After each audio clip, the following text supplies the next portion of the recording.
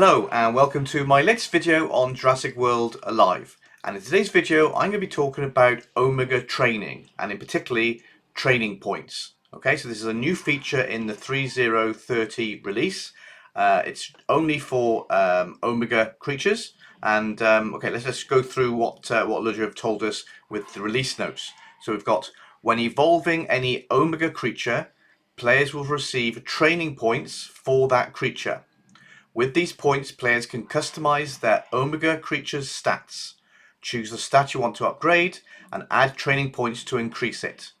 The training menu is accessed from the enhancement section of each Omega creature in the lab.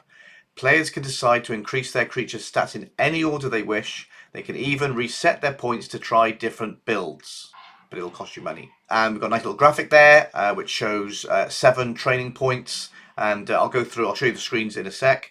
Although this makes creatures more customizable than ever, each Omega creature also has limits to the stats you can apply in each column. Start applying training points to train your creature and learn more. Already released Omega creatures will not be reset, but their stats gained through evolution will be converted into training points. This means players who have already evolved these creatures can use the training points to customize them as they see fit. Okay, so and we've got a little graphic at the bottom. But what we'll do now, I'll show you. So I've got here, I've got Stegosaurus, level 30, completely maxed out, no boosts on it, and no training points applied. So you can see here, you've got 210 training points to distribute across the stats. So click on train, and as you can see, we've got 210 points. And you've got that 500 cash next to it, which you can reset. So you can try the different builds. You don't need kind of like the boost reset counters. You don't need any of that. Pay 500 and you can reset all your training points to, well, in this case, 210. Okay, so you'll see you've got all the different stats there that you can apply training points to.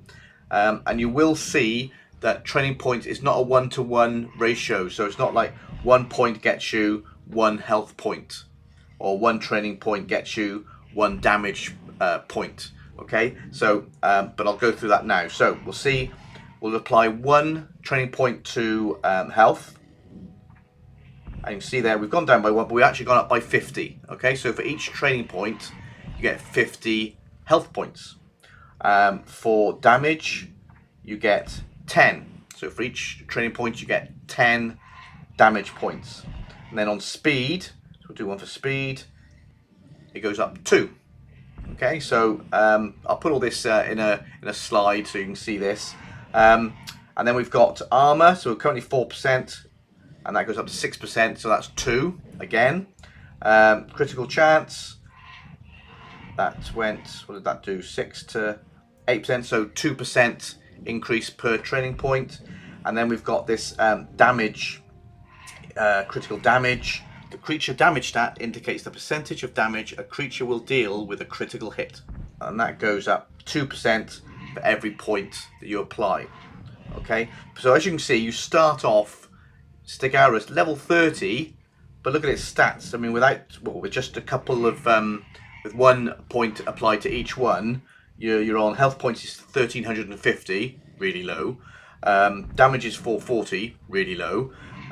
Speed 110, armor 6%, not much. So the figures are really low to start with.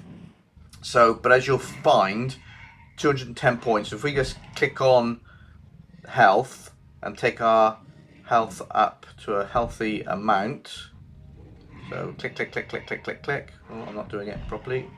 There we go. So if we get our health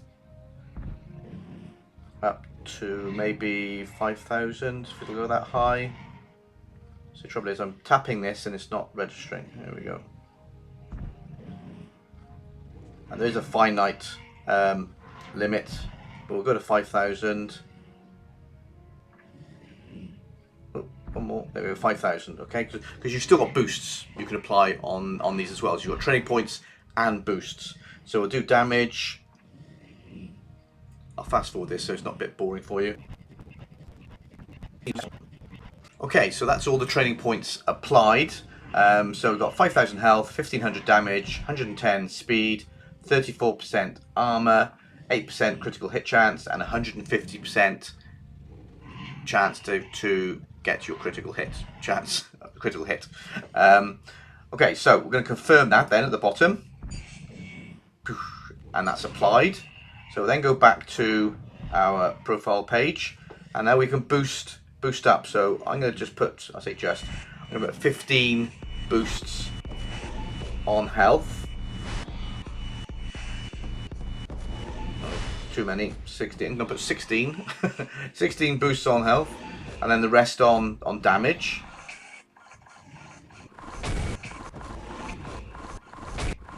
And we'll see how that translates to our actual profile. So you can see now it's a lot better. We've got nearly 7,000 health, 2,000 damage, and the rest of the stats are as were the training points. But then that translates to protective advance. Got 2,025 damage. We've got dispersed fierce impact, 3,037 damage, and stunning vulnerability impact, 3,361 damage. So you know, a pretty good bunch of stats there, which would be effective in PvP or tournaments. So that's training points for you. Very different.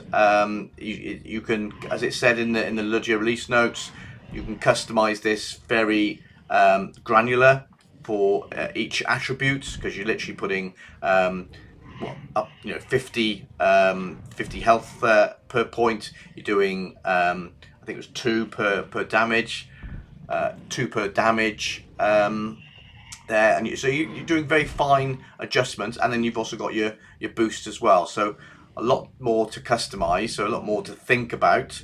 But we'll see how it goes. So anyway, let me know what you think of the training points, and whether it's a good thing, it's a bad thing, and hopefully that you found this video informative. Okay, so until next time, goodbye for now.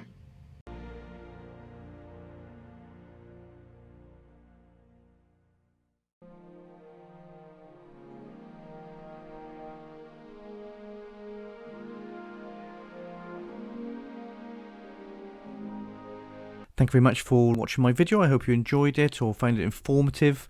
Please do provide feedback in the description below. I always respond to comments, so please feel free to add your comments, feedback or suggestions. Okay, until next time, this is Alien Newt.